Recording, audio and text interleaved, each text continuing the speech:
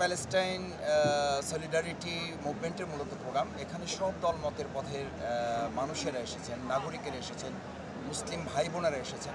সেই হিসাবে বাংলাদেশ জামাত ইসলামের পক্ষ থেকেও আমরা কয়েক লক্ষ ছাত্র জনতাকে সাথে নিয়ে ইতিমধ্যে এখানে অবস্থান নিয়েছি। আমাদের নেতৃবৃন্দ, ইসলামিক স্কলার, আলেমগণ সহ একসাথে তারা যথাসময় আসবেন এবং মূলত আমরা গাজাবাসীর জন্য আজকে তাদের প্রতি সমর্থন জানানো, তাদেরকে মুক্ত করার জন্য এবং নেতানিয়াহু সহ তাদের যারা অবৈধ কর্মকাণ্ড, সন্ত্রাসী কর্মকাণ্ড, সেটা যাতে বন্ধ হয়, ইহুদিবাদ যাতে নিপাত যায়, তাদের সন্ত্রাসী কর্মকাণ্ড যাতে স্টপ করা যায়, সেটার প্রতি আমাদের আজকে মূলত তাদের জন্য সমর্থন জানানো, যেন গাজাবাসী, ফিলিস্তিন সহ তাদের প্রতি আমরা মুক্তি করার জন্য আমরা চেষ্টা করে যাচ্ছি।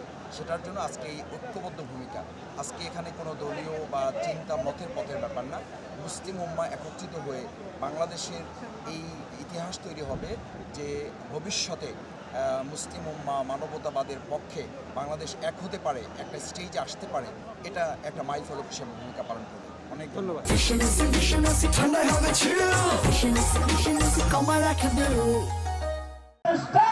স্বাধীন ফিলিস্তিন রাষ্ট্রের প্রতি আমরা আবারও সমর্থন এবং স্বীকৃতি পুনর্ব্যক্ত করছি এবং প্যালেস্টাইনে যে গণহত্যা সংঘটিত হচ্ছে, বিশ্ব সন্ত্রাস এবং বিশ্ব মানবতার শত্রু ইসরায়েল কর্তৃক, তার তীব্র নিন্দা জানানোর জন্য সারা বাংলাদেশের মানুষ একত্রিত হয়েছে।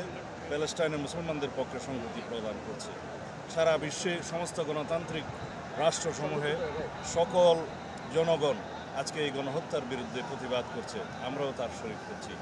তবে দুঃখের বিষয়, মুসলিম বিশ্বের মোডল রাষ্ট্ররা ইসরায়েলের বিরুদ্ধে তেমন কোনো প্রতিবাদ করছে না। জাতিসংঘের নীরব ভূমিকা এবং ওআইসি সহ আরব লীগের যে নীরব ভূমিকা এবং নিষ্ক্রিয়তা, সেজন্য এই গণহত্যা পরিচালিত হওয়ার জন্য আমরা অবিলম্বে জাতিসংঘের তত্ত্বাবধানে যাতে এখানে গণহত্যা বন্ধ হয় এবং স্বাধীন ফিলিস্তিন রাষ্ট্রপতি সেজন্য দাবি জানাচ্ছি। আলহামদুলিল্লাহ, প্যালেস্টাইন সলিডারিটি মুভমেন্টের ডাকে আজকে নির্যাতিত ফিলিস্তিন এবং গাজার অসহায় নারী, মুসলিমদের প্রতি সংহতি জানিয়ে বর্বর ইহুদি জায়নবাদী শক্তি ইসরায়েলের মানবতার এবং নিন্দনীয় গণহত্যা এবং উপর্যুপরি বিমান হামলার প্রতিবাদে আজকে বাংলাদেশের রাজধানী ঢাকার ঐতিহাসিক উদ্যানে এই ঐতিহাসিক সমাবেশে আমরা এই আগ্রাসন, এই গণহত্যা, এই বিমান হামলার তীব্র নিন্দা করছি আর মজলুম মুসলমানদের প্রতি সংহতি প্রকাশ করছি। আমরা দাবি করছি জাতিসংঘের ব্যর্থতা, ওআইসির ব্যর্থতা খুবই নিন্দনীয়, খুবই উদ্বেগজনক। তারা যদি দায়িত্ব পালন করতে না পারে তাহলে সেই জায়গা থেকে সরে যাওয়া উচিত, পুনর্গঠিত করা উচিত এবং জাতিসংঘের সমস্ত বিধান, নিয়ম, কনভেনশন লঙ্ঘন করে আধিপত্যবাদী সাম্রাজ্যবাদী আমেরিকা ইসরায়েলকে, একটা রিফিউজি রাষ্ট্রকে, মুসলিম একটা পবিত্র ভূমিতে তাদের রাষ্ট্র গঠনের সুযোগ দিয়েছিল। পবিত্র কোরআনে এই ভূমিকে পবিত্র ভূমি হিসেবে আখ্যায়িত করা হয়েছে। লক্ষাধিক পয়গম্বর এই জনপদে মুসলমানদের প্রথম কেবলা এখানে অবস্থিত।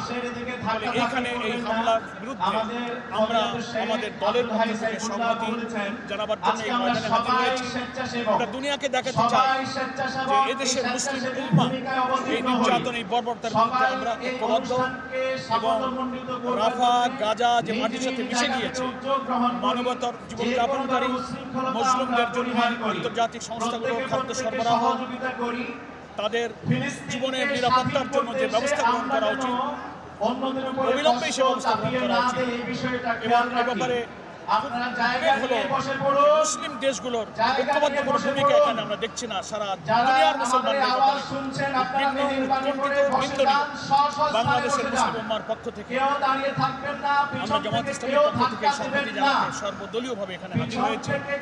আমরা আশা করব সারা দুনিয়ার মুসলমানরা এই ব্যাপারে ঐক্যবদ্ধ পদক্ষেপ গ্রহণ করবে, এই হামলা নিবৃত্ত করতে পদক্ষেপ গ্রহণ করবে এবং ওআইসি এবং জাতিসংঘের গঠনমূলক ভূমিকা, প্রতিবাদী ভূমিকা, মানবিক ভূমিকা পালনে তারা এগিয়ে আসবেন। এই সংহতি জানাতেই আমরা আজকে ঐতিহাসিক সরোয়ার্দী উদ্যানে আমরা এসেছি। আমরা দেশবাসীকে জানাবো, যারা আসতে পেরেছেন তাদের ধন্যবাদ, যারা আসতে পারেননি কিন্তু এইটার প্রতি সংহতি জানিয়েছেন তাদেরকে ধন্যবাদ।